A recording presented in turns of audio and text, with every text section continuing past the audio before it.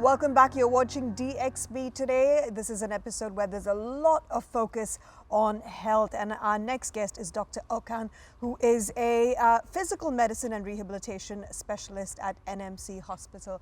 Dr. Okan, thank you so much for coming on the show. Thank you very much. It's a pleasure for me. Dr. Okan, especially with the younger generation, do you think we are informed enough about the importance of our bone health? Actually, no, because our bone health starts from the young age, from our childhood. Because if we focus create a good bone mass, it will be help about in future in our older age. Osteoporosis means weakened bones could cause easily breakable bones. So if we can create a good bone mass from the younger age, we can save ourselves from osteoporotic fracture in our older age. It's mostly related with good dietary habit at the early childhood, because regular exercise is very important about that. Good vitamin D and calcium intake is very important for the childhood. So especially for kids, it's very important to visit their pediatrician and check their levels of vitamin D and calcium. Making regular sports, weight-bearing sports is very important for keeping our muscles and bones much stronger. Now, you mentioned that we need to start young, and obviously as parents, Ash and I are wondering, are there specific tests other than vitamin D and calcium that we need to have our kids take so that we know that we're raising them the right way when it comes to bone health and things like that? Actually, kids not under too dangerous. Osteoporosis or other bone diseases generally start after older age.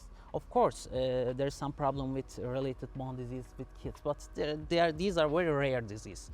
And of course, they have some symptoms like some change of shape of bones, for example, legs. And of course, if you are suspicious, there's a lot of tests like X-rays, bone density calculations, absorptiometry tests, a lot of tests we have. But we generally focus after menopause, because women are under very big danger with osteoporosis. Biggest risk factor for osteoporosis being a woman. Sorry for you. That's good news. Okay, but second factor is getting age, of course. So these two big factors we have to focus. Of course, there is a lot of risk factor different. For example, some lifestyle habits, sedentary life, smoking, excessive alcohol intake, or some specific medications like steroids, corticosteroids, or if you have some different illness like malignancy, cancers, you mean, and you are some thyroid metabolism disorders, all these things contribute to having osteoporosis and could affect bone quality and bone health. You mentioned that it obviously affects women a lot more because of menopause, and certainly in my practice I'm seeing menopause kick in a lot earlier, and we're using therapies to handle that. Do you see any men? Because that's also another trend that I've seen, where the neglected sex when it comes to osteoporosis. Men generally affect in a little elder age, like after 70s. So World Health Organization generally recommends women to start screening them after 65, and men a little after 70s. Menopause is a big effect on bone health, because women living with estrogen hormone. After menopause, they are losing that hormone, and bones dependent for that. And suddenly they lose their sources and shouting each other, where is that estrogen? And they start being more vulnerable to impact. Even an osteoporotic person can break their bones, even walking here, and a small falling could cause hip fracture, and it's cause a huge impact in their life. They will become dependent from now on, and the bone quality is not good, and recovery and healing is not that better like a younger age. So generally we want to prevent and protect that people before they have fracture. So detecting earlier this kind of patient is very important. I mean, it's definitely good to prevent, it's good to detect, but obviously sometimes that doesn't work out. There needs to be some rehabilitation. What is the best approach to take when it comes to something like that? Actually, as I say, I don't face the patient to need rehab, but of course it's our priority, primary job. If we face this kind of person, we have to rehabilitate them. We have to approach them in a holistic way, because it's not affect their only physical capacity. It's affected their family life. It's affect their job, because some of these people are working people, so maybe they have depended to bed in a long time. They need that surgery. So rehabilitation, accessing early rehabilitation is very important this kind of people, because how early we start their therapy rehabilitation, they will get up and start their life and go back their life, and independence life is much more early. So we focus in holistic approach. We are focusing, of course, physical therapy. We are trying to strengthen their muscles. We are trying to make their balance again, but we are trying to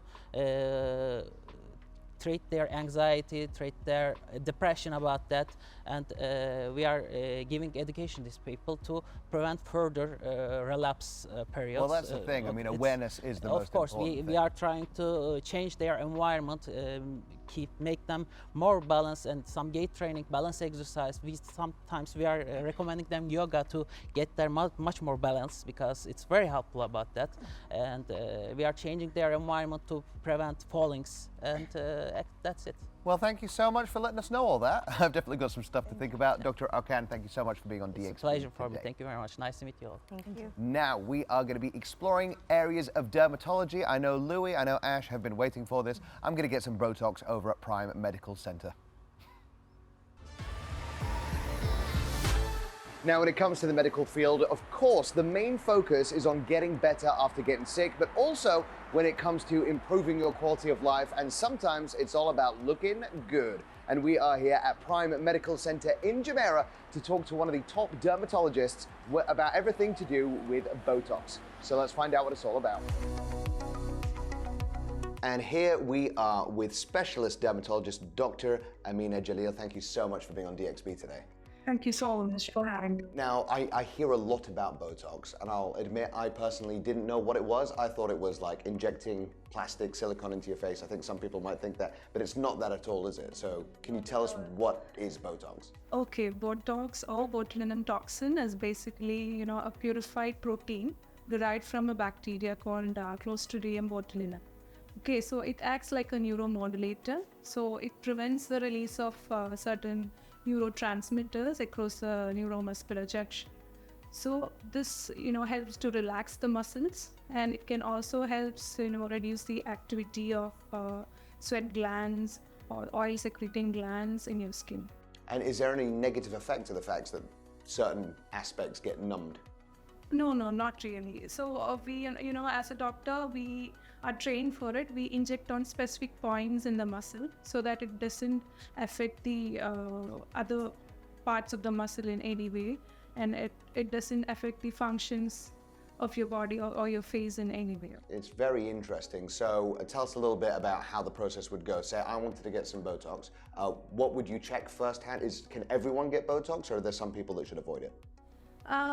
No, most patients can get it done. Only thing is you should avoid taking any, analgesics or some supplements which can increase the risk of bruising or bleeding. Otherwise, and also it should be avoided in those who have certain neuromuscular disorders like myasthenia gravis. Otherwise, it is safe in all patients. But the main, thing we have to look at is the type of wrinkles the patient has. It is effective if the patient is having dynamic wrinkles. By dynamic wrinkles, we mean the wrinkles which come when you express or when you animate your face. Okay, so it is not a solution for those permanent lines which have already developed.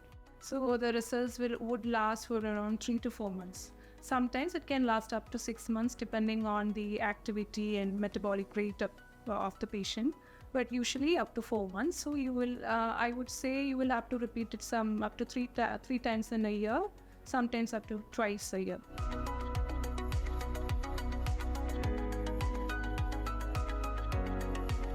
The things I do for this show. So the results are going to show up in about 3 to 7 days. and I'll catch up with you then. Thank you, Prime Medical Center, and thank you, Dr. Ameena.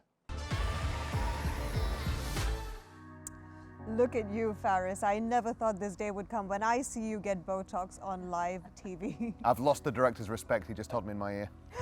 Well, you have our respect, I'll tell you that. Right, Louis, it's time for the Daily Roundup. What do you have for us? Well, check this out, Ash. The newly opened 01 Zabeel by Kerzner International offers a 360-degree approach to fitness and recovery with world-class specialists and digital technology. Their offerings include in-room refueling, yoga classes, anti-gravity chairs, and soundproof guest rooms with recovery equipment that are synced with guest circadian rhythms to ensure restorative sleep.